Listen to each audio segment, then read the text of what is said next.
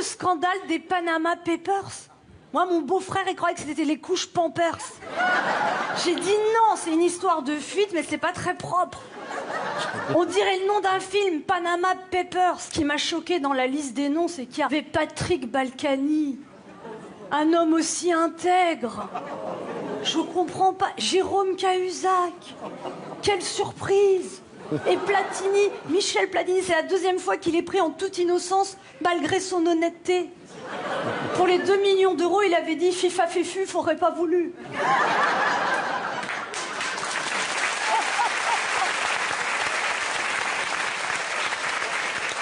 Et vous savez qu'il y a beaucoup de Français qui souffrent d'évasion fiscale, hein, l'argent qui se barre tout seul de leur compte en banque.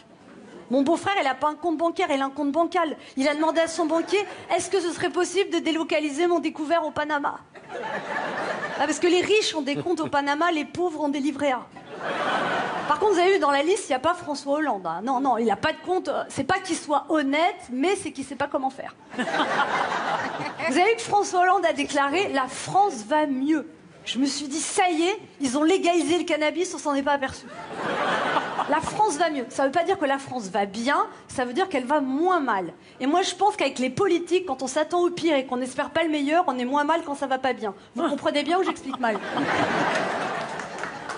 En fait, François Hollande, c'est devenu une espèce d'assureur. C'est vrai, il est toujours jovial, le contrat n'est pas très clair et il y a un gros problème de franchise. C'est plein de blabla, zéro résultat. Et Sarkozy derrière qui dit « Je l'aurai un jour, je l'aurai !»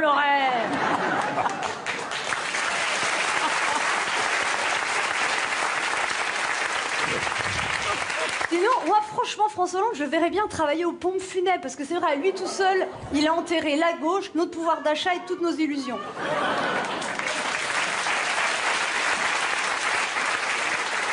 En fait, François Hollande, il a du mal à comprendre le mouvement Nuit debout. Forcément, lui, il s'ennuie assis.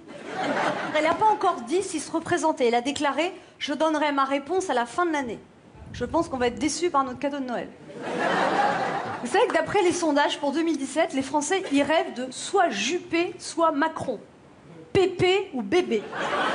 Juppé contre Macron, c'est Aznavour contre Justin Bieber. En fait, Juppé, chouchou des sondages, c'est retour vers le futur. Si ça continue, l'année prochaine, on vote Giscard, on met des pantalons à pattes d'œuf.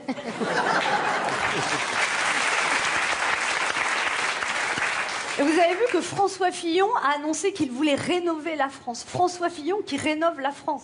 C'est un peu comme Bernard Pivot qui présenterait Touche pas à mon poste. Quoi. Sinon, comme candidate, on a NKM. Alors elle, t'as l'impression qu'elle est toujours illuminée de l'intérieur, tu sais. On dirait qu'elle vient de voir la Vierge, tu sais. Plus elle perd les élections, plus elle a l'air épanouie. Non, là, j'étais contente, hein, parce qu'ils ont arrêté plein de terroristes. Et après les attentats, c'est souvent après les attentats qu'ils arrêtent. Je dis, mais pourquoi vous les arrêtez pas avant? Bah, ils disent, on les connaissait, mais on n'était pas sûr qu'ils soient terroristes. Non, il y en avait un qui était parti en Syrie, on avait un petit doute, mais il nous a dit qu'il était en vacances. L'autre, on lui a fait un interrogatoire poussé, on lui a demandé, est-ce que vous êtes terroriste? Il a dit non, on l'a relâché. Vous avez vu, François Hollande a renoncé à la déchéance de la nationalité. Il a vu que c'était le bordel, il a reculé. C'est ce qu'on appelle faire une hollandaise. Par contre, pour la loi travail, il a déclaré « Je maintiens la loi travail », mais il a enlevé tout ce qu'il y avait dedans à l'intérieur. Mais comme on est en France, les gens continuent à gueuler.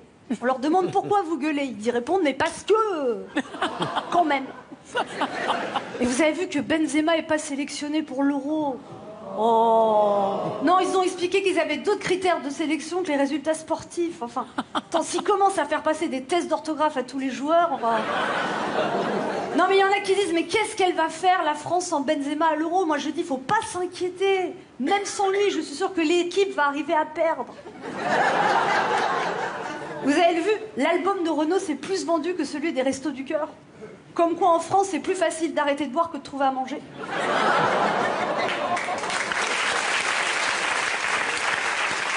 Non, mais là, moi, je suis très contente parce que le printemps est revenu. Et là, il faut que j'aille m'occuper de mon jardin. D'ailleurs, je me demande si je vais pas acheter l'OM. Parce que je trouve que 11 chefs, c'est écologique pour tondre une pelouse. Anne